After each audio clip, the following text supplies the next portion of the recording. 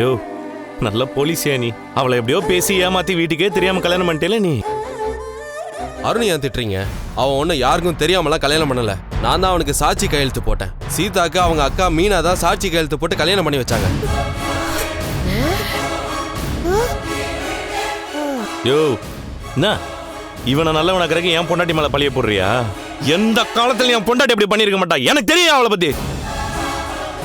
பாரு மீனா, இந்த அருண் தான் அவரை செட்டப் பண்ணி இப்பெல்லாம் பேச வச்சிருக்கான். உண்மையிலே பழி போடுறான் பாரு. பழியெல்லாம் போடலைங்க. இவங்க தான் சைன் பண்ணி கல்யாணம் பண்ணி வச்சாங்க.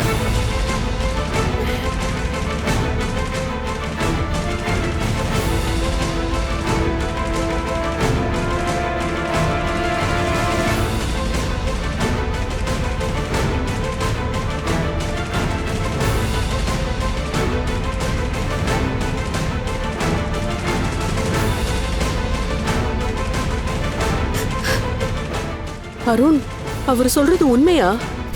ஆமாம்மா, சீதாவோட அக்கா தான் இவளுக்காக வந்து சைன் பண்ண. ஏய், நீ சொன்னா நான் நம்பிடுவேனா? மீனா பாத்தியா அவன் என்ன சொல்றானே? இவன் சட்டையை பிடிச்சனால நாலு கேள்வி கேள்வி. மீனா என்ன மன்னிச்சிருங்க, நான் தான் கையெழுத்து போட்டேன்.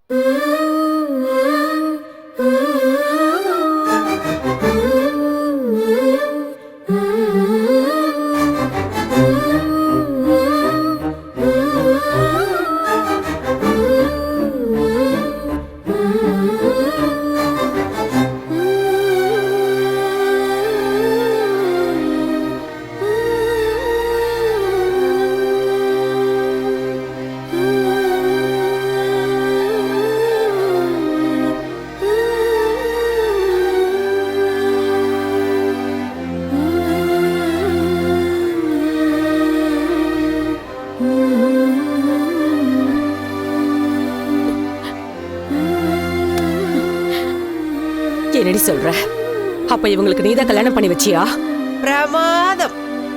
பொறுப்பான மருமகன் சொல்வீங்கல்ல, இப்ப இவ பொறுப்பை பாத்தீங்களா? என்னடா முத்து, உன் பொண்டாட்டி உன் பேச்ச மாதிரி எதுவும் செய்ய மாட்டான்னு சொன்ன. இப்ப பாத்தியா, நீ தான் கேனையா இருக்க. ஏய், என்னடி பண்ணி வச்சிருக்க? சீதாவை பெத்தவ நாண்டி. எனக்கு கூட ஒரு வார்த்தை சொல்லாம கல்யாணம் பண்ணி வச்சிருக்க. அப்ப எனக்கு வேற வழி தெரியலம்மா. இவர் சீதாக்கு வேற மாப்பிள்ள பாக்குறேன்னு சொல்லிட்டு இருந்தாரு. அதனாலதான் இப்படி எல்லாம் பண்ண வேண்டியதா ஆயிடுச்சு.